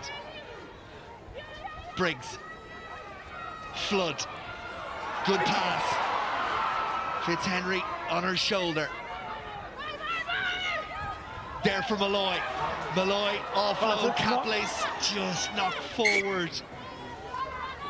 And the Italians will get the put into the scrum. Yeah, there we saw brilliant play from both sides. Brilliant attack from Italy to start with. 3 and 9 Franco green again sub. on her debut, but we'll just look at this line by Number 3 Katie and number 9 Fitzhenry. sub. Really good timed, well-weighted pass by Kim Flood to Fitzhenry. And then we see the offload from Fitzpatrick. Malloy there again, it was the right decision. It was just the execution, a slight knock on from Caprice. But prior to that, we could see what Italy were trying to do. Franco, her debut, a 21-year-old, and by God, is she not out of her place here. And then we saw Furlan on the ball as well, and that's what we need to see from Italy if they wanted to get back into this game. And likewise, Ireland looking to use their big players, looking to move the ball and play down in this half of the pitch. A couple of changes for Ireland in the front row. In comes Leah Lyons, and Lyons will take over from Fiona Reedy. Lyons, of course, play anywhere in the front row for Ireland. This is Furlan for Italy that you're watching. Got to survive the Where clean-up. eventually Got to survive they turn the ball over. There's also a change for Ireland. That scrum half, good to see. Nicole Cronin back in the scrum half position, takes over from Ailsa Hughes, who's played well in that opening 50 minutes, but Cronin brings a little bit of extra spark to the scrum half position. Furlan taken on by Baratin. And the ball into touch, and it'll be a throw in. I think Italian ball is what the touch judge on the far side suggested. You got a choice again, line out. Nicole Cronin, UL Bows, 5th international cap. Line out, coach. She's all action. Yeah, she was one of the Irish players that stood up in the World Cup, you know, getting her first cap in the World Cup, and every game she performed. And it was a bit unusual that she wasn't in the squad last week and then sitting on the bench this week. It's great to see her coming into the game, and, you know, she's huge potential.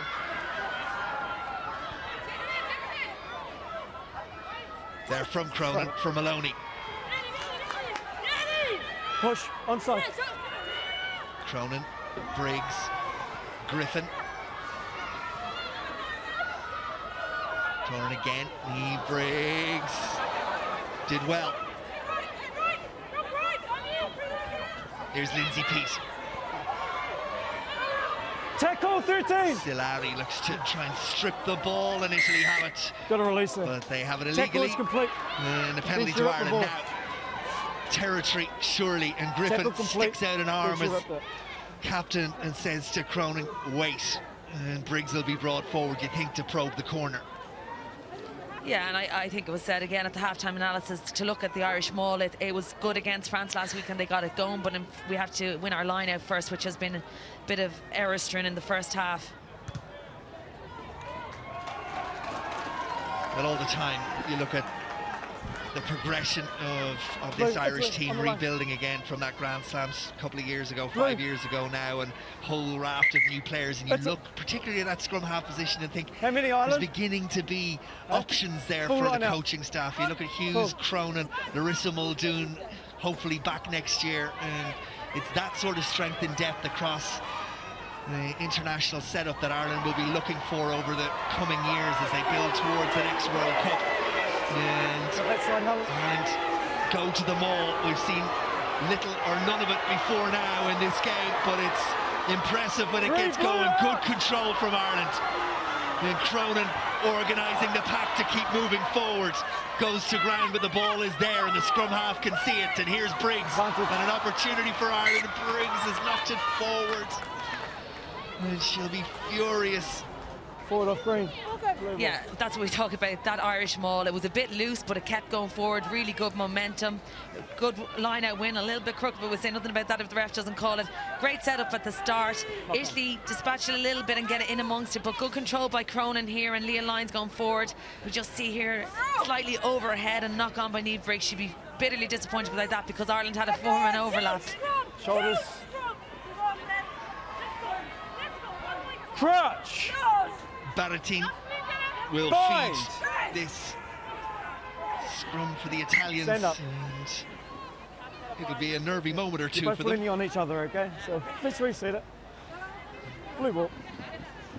Yeah, this is really important scrum for Ireland, in a really strong position defensively, and they've been so positive in their scrum. They know that they have it. It's a matter of all 8 of them working together now to drive past the Italian ball. Bind. Sit. Steady, green. Ireland's scrum is strong, but the Italians do a really good job defensively. And away comes the winger Sophia Stefan. And they knew they were going to be under pressure, the Italians, and they did really well. And is that one going to find touch? No. It's gone backwards initially, but yes, in the end, as Megan Williams intended to keep it in, and maybe better off leaving that one, would have given Ireland the throw in to the line out, but instead it's the Italians who have it. Clever play by Italy. You know, they're under severe pressure in the scrum, but they're getting the ball in and out really, really quickly.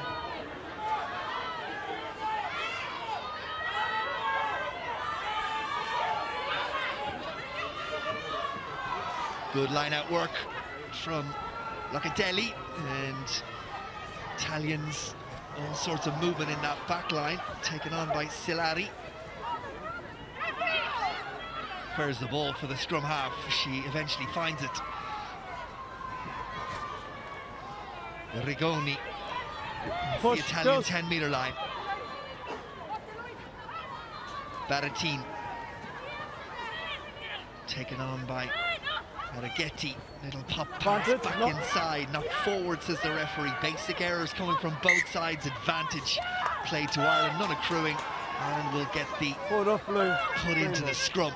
55 minutes gone. Ireland lead it by 7 points to 3, and I'm sure that the Italians feel the longer they can hold in there, having taken a bit of a battering in terms of possession and territory over the 55 minutes that have gone before. Yes, they've had their moments, but Ireland, you feel, have been in control. The longer this goes on with such a small gap on the scoreboard, you feel the Italians think we might just be able to steal this one. Yeah, like Ireland have definitely been in control, and they've had most possession. It's what they're doing with the possession. They're not clinical enough at times. Obviously the scrum, there's another penalty off the scrum, but Italy, all they need is one break, and they've the players, they've the likes of Furlan, they've the likes of Rigoni, that all they need is a little gap and they'll be gone. Touch it goes. Yeah, from an Irish perspective, to the line out quicker, okay? It's been a big improvement from a week ago, and lots to build on, but the accuracy for the entire game hasn't been what they would have wanted it to be. That's the reason they don't have more points on the boards. They've had the opportunities, but something has just gone awry on every occasion that they've been there or thereabouts. Now, Leah Lyons has taken over the line-out throwing duties and finds Claire Malloy. Will Ireland go to the maul? No, they won't. They'll go to a Lindsay Peat run around the front, and Push. Put to ground by Outside. Franco. Cronin for Malloy. Malloy hands off, gets the legs going again. 12 Griffin on her round. shoulder, there to protect possession. Briggs, Fitzhenry. Fitzhenry put to ground by Arrighetti. Leave it. Cronin Leave it. screaming at the referee that the Italians are on the wrong side and slowing it down. Maloney is carrying Cronin in to whip it out again. Lindsay Peat, good offload. Briggs. Ball back for No, Nicole push. Cronin. Blue. Who's going to carry next? Claire Malloy. Malloy rolls over, ball presented. Lindsay Peat. Peat straightens the line, steps back in, and eventually put to ground with a hard tackle, but good work by Ireland's prop forward. Here's Briggs. Off the knee. Juggled with it First again, girl, she's but fine. held on to possession. And the Italians are in again in that position. Ireland guilty once more of not minding the ball. They're going to get another opportunity because the penalty is theirs. Holding on. Yeah, it was a brilliant turnover by Italy. You know, Ireland Number doing 6. really well, going through the phases, but getting isolated, one-off runners and no support into ruck over. And luckily for Ireland, they get the penalty there. You know, we talk about improvements, and there's been vast improvements from last week, but still that accuracy. But in fairness, this team flew home on Sunday. They're not together. They meet up again on Friday evening. They probably have one training session together and a captain's run. So there's very little that you can actually fix in that amount of time.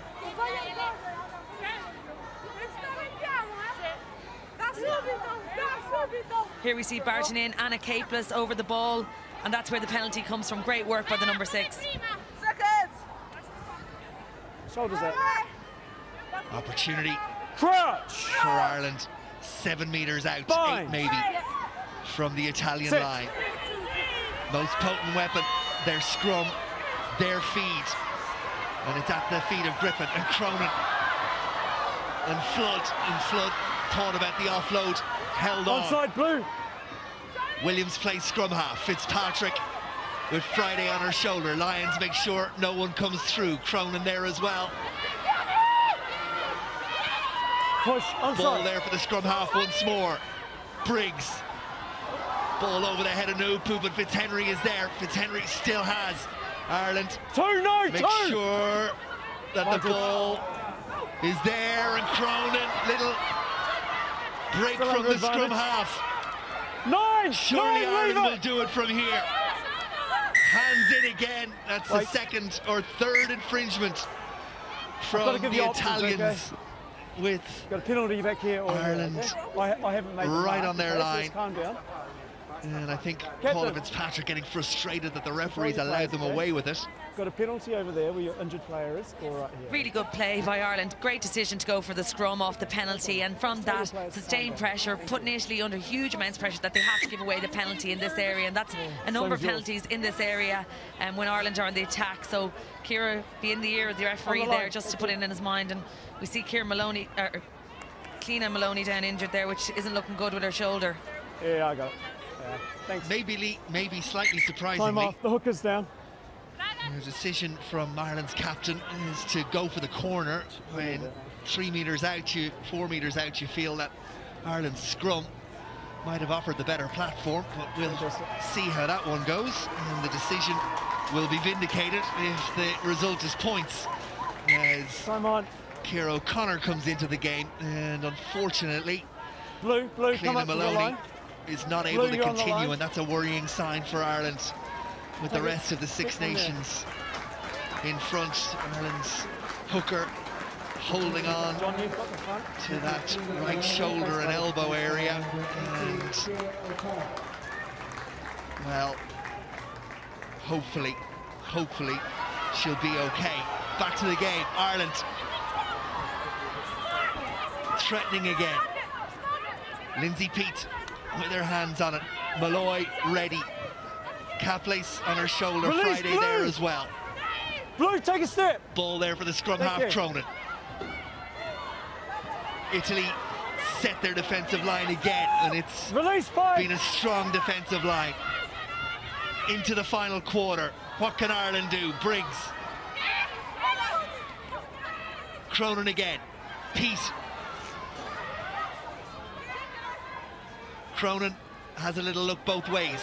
Finds her captain Griffin. Friday in. Scrum half for Pete once more. Straightens up. Flood goes over, makes sure the ball is there for Cronin again. Briggs. Fitzpatrick. Italy up really quickly defensively and shut Ireland down. Narrower of the two sides for Griffin. Held up by Silari. Cronin again. Friday. Pete. Lindsay Pete over the first tackle. Ireland back to within 8 or 9 metres. Leah Lyons. Strong carry from Lyons. Patience required, accuracy too. Briggs, Nopu almost through. Williams on her shoulder. Fitzhenry there, ball secured. Flood, Briggs steps back inside. Big tackle from Rigoni. Was that high? Referee doesn't seem to think so. Cronin again. Malloy, Claire Malloy beats 2, carries another 2. Almost there. Ireland 3 metres short. Nopu. Thank you. Sene Nopu. Oh, right at her mercy. The offload to Briggs. It's head in hands time. Yeah, you wonder if Sene Nopu really packed herself and drove for that line that she might be over, but she's looking for that offload, and another knock on there by Niamh Briggs. She'd be bitterly disappointed with that. This all came from a line out of it. Here we just see Sene driving through. She was free. There was defence coming across that might have got her, but I think with Sene's power and strength, I think she would have made the line. Blue, stay there. Well, the referee went back. Penalty into the advantage knock. Touch it went, and Ireland had to throw into the line out, and they butchered the opportunity. Green. And away it goes from Rigoni. And the Italians, to their credit, they have scrambled their defence. They've held up firm because Ireland have had multiple opportunities and phases, and the Italians have somehow, and sometimes it's by the slimmest of margins, found a way to deal with it. Yeah, no, definitely credit to Italy's defence. They're coming up hard, they're putting in tackles, but I have to say it's Ireland's poor accuracy that's letting them down in these key positions. Lyons, Griffin, and the maul from a long way out. Lyons has it at the back. Good body positions. Fitzpatrick barking the orders. Lyons and Griffin. And they continue to batter away, and they break away about 2 metres short. Now where's the ball? There for Cronin. Surely the opportunity to convert for Ireland will be taken. Onside! Hands up! Hands up! Get up! Get up! Lyons again. Short, says the referee. Cronin digs it out. Ireland carry again. Advantage being played once more. And the penalty comes, and surely now the referee will do more than award a penalty. Every time Ireland are on the attack, putting pressure under Ireland, they're going to give away penalties in this area, and he's going to have to talk to them or go to his pocket for the card. So the penalties for offside, you've got your hands in front of the ground, okay? So you're offside, you need to bring them up, okay? Thank you. Tell the players. Well, no more than an explanation. Okay, just bring them up, okay? Particularly strong lecture, but you can understand from an Irish perspective, at least 4, if not more, penalties in the last 6 or 7 minutes while Ireland have been in this position, and it's deeply frustrating. But as you say, Fiona, they could be equally frustrated with their own accuracy.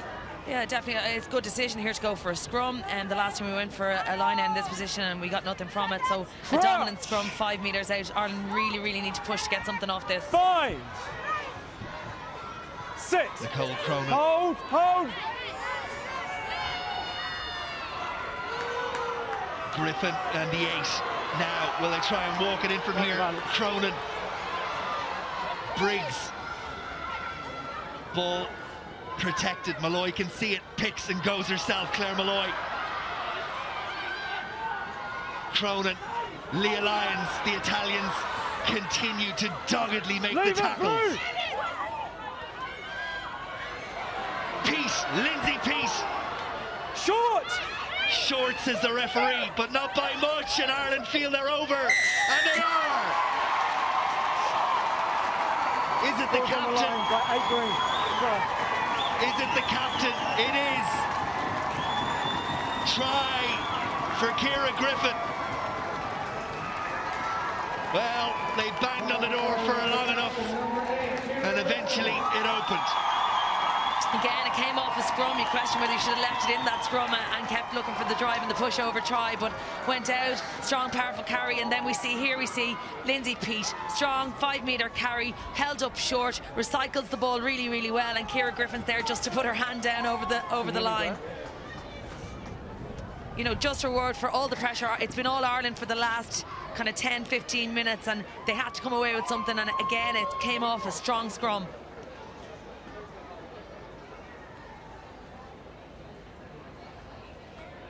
And it sets up this opportunity for Waterford's Niamh Briggs. That's what faces her. 59th international cap for Briggs. And it's good. 14 points to 3. Ireland lead it.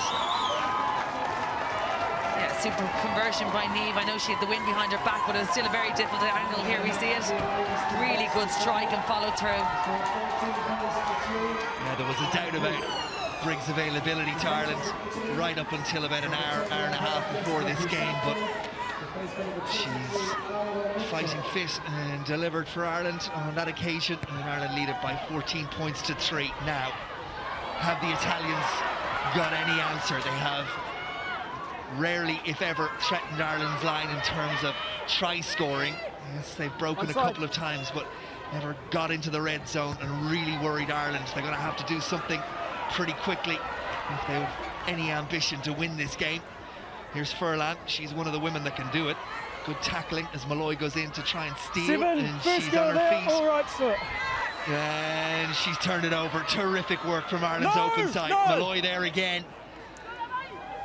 And the ball is there for Friday. Fitzpatrick clears it out. Cronin and Briggs. And O'Connor, the substitute. Ciara O'Connor, Galwegian's prop. Leave it. Leah Lyons. Cronin First girl there, needs to get there as Nagati tried to get her hands on it, and the scrum half did well. Briggs. Right idea, not the execution she wanted, as Italy arrived in numbers, and they've turned it over. Briggs pinged for holding on the ground. She's on her feet. Yeah, brilliant work by Stefan there. She got a foot to the block off the kick, and then she was straight in over Niamh Briggs for the turnover. And Rigoni into that wind, does well. Brings play just inside the Irish 22. Yeah, there we see McGatty again. There was space in there for Niamh Briggs to kick into, but McGatty got a foot to it, and here marginally off her feet there, but she was over the ball and the first person there. Green hole. You know, when we speak about depth and, you know, a 9, obviously there's huge depth coming through, but in that 10 position after Nora Stapleton's retirement, having to move Niamh Briggs in there, which is the right option. There is a lack of depth coming through, but there is players like Eve Higgins who's in with the 7, so I'd love to see her get a shot in the 15s game. I've watched her since she's 15 come up through the ranks, and it would be absolutely brilliant to see her come into this 15s team. More. Good set. Duca, and the Italians win their line out. Now a little kick through from Rigoni, but hands off, Blue! Hands off! Wasn't executed particularly well. Took a back foot bounce along the way off an Irish player back on the Irish side, and it's there for Briggs to clean her lines, and she does that. The ball bounces back into play, and it looks sure to go in to touch, and Furlan comes away with it. Williams should have done better with the first tackle. Lindsay Peat tries to get to the scrum or to the full back. It's Ireland's scrum half, Cronin, who does the job.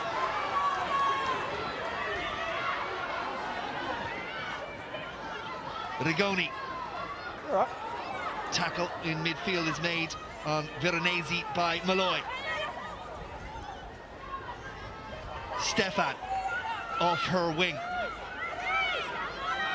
Ireland have players in, and the job is done once more in terms of turnover. It's Malloy again. Yeah, we're seeing Claire Malloy at her best. Last week we probably didn't see as much of her because she was in doing such dirty work, but today we're seeing her at her best, you know, in over the ball time and time again. Her work rate is phenomenal.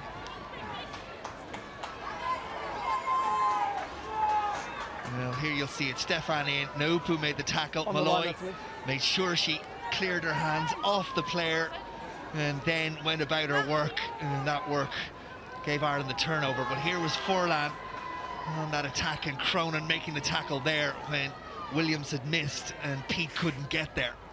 Yeah, I really think I've said it before, Furlan is the key to Italy unlocking this Irish team, and if they want to do anything, it's to get her on the ball. She's an exciting player. Briggs, Naupu, McLaughlin, Flood and Williams. Kick from Ireland's winger is a good one over the head to Furlan. Fitzhenry is going charging after this, and so is Williams, and so is Flood, and Furlan finds herself engulfed in a sea of green. Did well though, the Italians, to get back and ensure they held on to possession. And it's Lucia Gai on her 54th international cap who carries, and then it's back to the inside centre Rigoni to complete the job, and that's good work by Italy in defence. Team Green, sub. And Ireland are going to make a change. No, okay, cancel that. No, they're not. Play on. Yes, they are.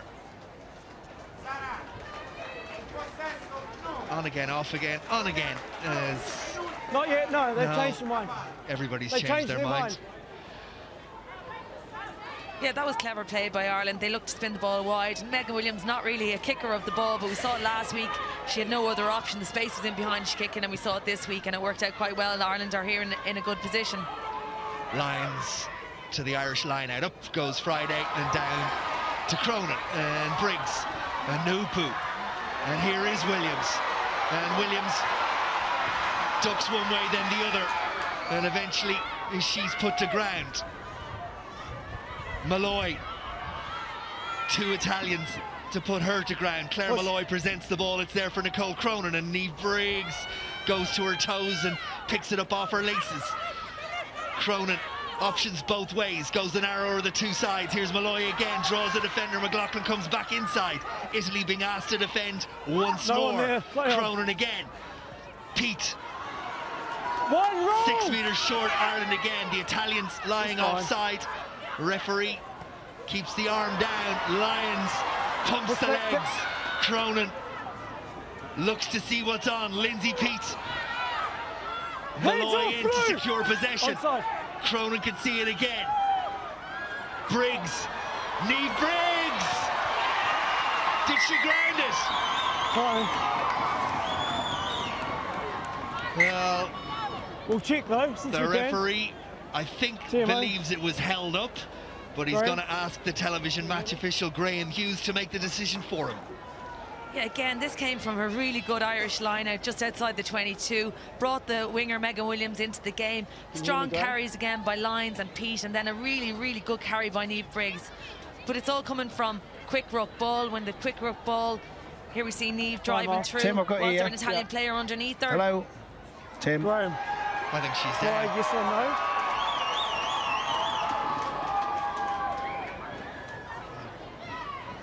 It's Graham Hughes' opinion that counts. I can hear him. In the good old days, there wouldn't have been a debate. Momentum is what got her there. No doubt she was over the line. And underneath her is the substitute, Oramuzzo. But if you're going to go on the basis of being definitive, you can't see it, and therefore Tim, have you got me now? It's going to be awarded. Yes. Yep, are we on? I can hear you. Okay, cool. There's nothing clear from the TV angles at all. Yeah. So if it's a try, yes or no, it's going to have to be a scrum 5 green ball. Yeah, no problem. Okay. Yeah. And based on try. the fact of what he saw, it's hard to argue with that decision. Yeah, it looks like an Italian knee was under it. There was no clear grounding of the ball, so it's the correct decision by the TMO. However, Ireland have to be confident here with their scrum, 5 metres out. What they've produced so far, really, an all 8, you'd be looking to push over.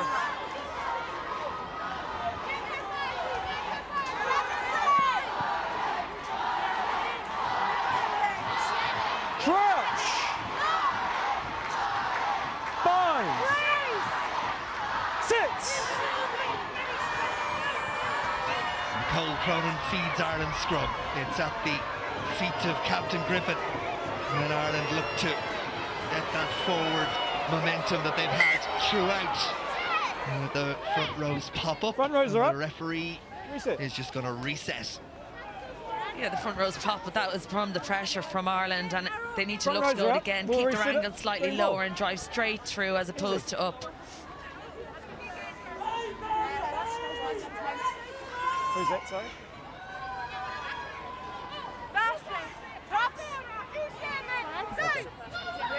Yep.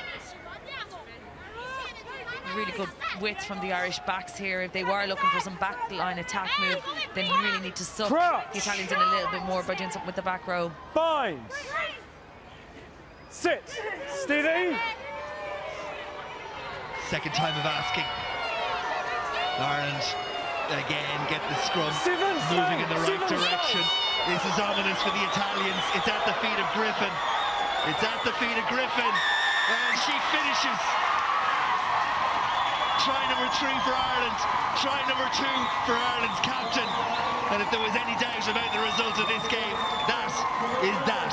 And again, what a scrum, all 8, and that's a Pax try, and I know Griffin's the one to dot it down, but powerful 8 scrum here. You know, it's been coming all game. They probably let it out, but such control as well by Griffin. She kept it at her feet, really good footballing skills, and great driving from the 8, and she just dots it down.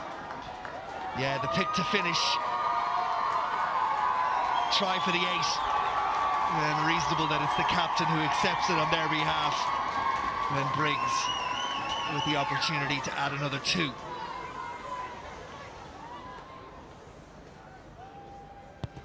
On its way, over it goes. And the scoreboard has a sunny look about it from an Irish perspective. They lead it by 21 points to 3. 3 tries on the board, 3 minutes left on the clock. Yeah, it has been All Ireland, and you know, it's a deserving result. They'll be disappointed at times with their accuracy, but they've come good on the scoreboard, and as I said, they'll just look to develop on the next games, and it's brilliant to have 2 more home games before you have to go away to England. Niamh Briggs has made way, and it's Claffey who comes in. Off green. Blue ball.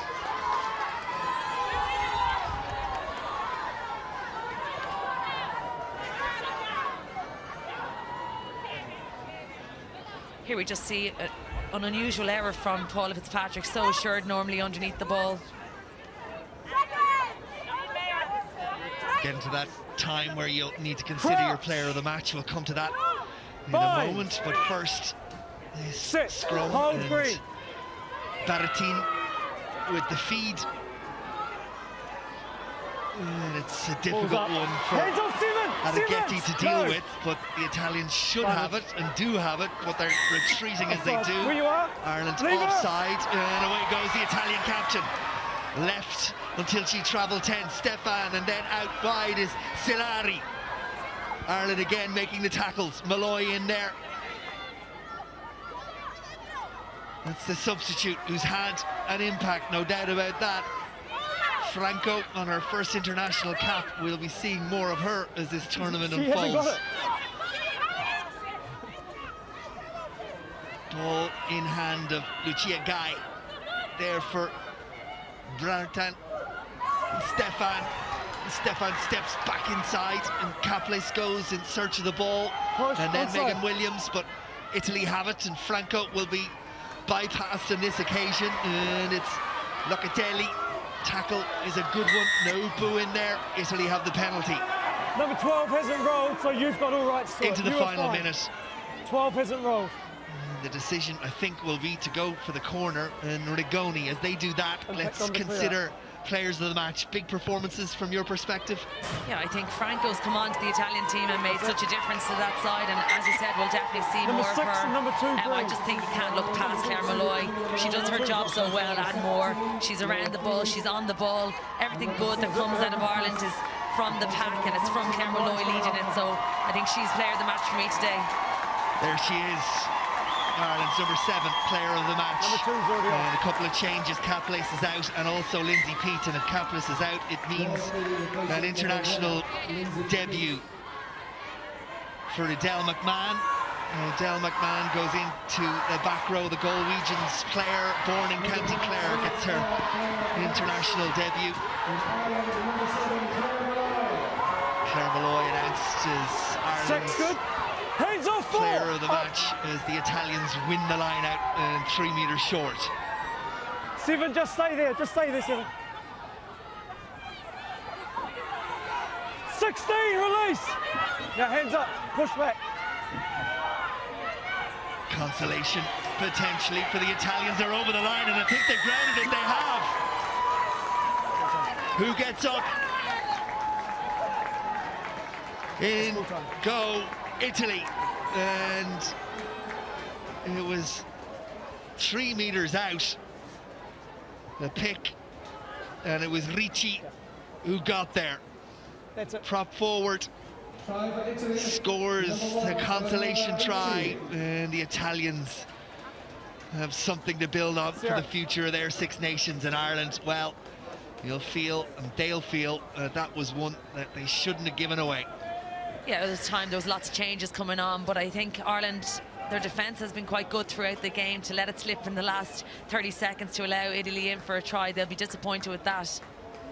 But, you know, it was a well-worked try. It was off a line out and then Ricci going over. But before that, Bar team was trying to speed up the game. She was chasing. She knew that there was something in them. And, you know, just reward for, I suppose, a sustained pressure there for Italy. And a chance for Solari to add another 2. Has it got the legs? No, it doesn't. And that will be that. Ireland deserving of their victory. The Italians brave in defence, but apart from those last moments, really struggled to threaten the Irish try line. And Claire Malloy and the rest of her team will be more than happy with their afternoon's work. Yeah, you know, after last weekend, to bounce back and get a good win, they'll turn it around now again. They have a week off, they'll have a lot of work to do with their accuracy and clinical. Looking forward to Wales coming over, and it'll be a tough game against Wales. You know, Wales had a rout, got beaten well and got beaten well, but yeah, no, it'll be good performance. Sorry, yeah, it's Wales coming over, so it is. You know, Wales had a good run out in the first game, beating Scotland and ever improving Scotland's side by 1 point, but they'll be coming here after a big loss to England. But Ireland have a week. Their scrum is obviously a key area. Their line out they need to improve, and their accuracy. Well, there it is, the final score at Donnybrook. Ireland 21 points to Italy's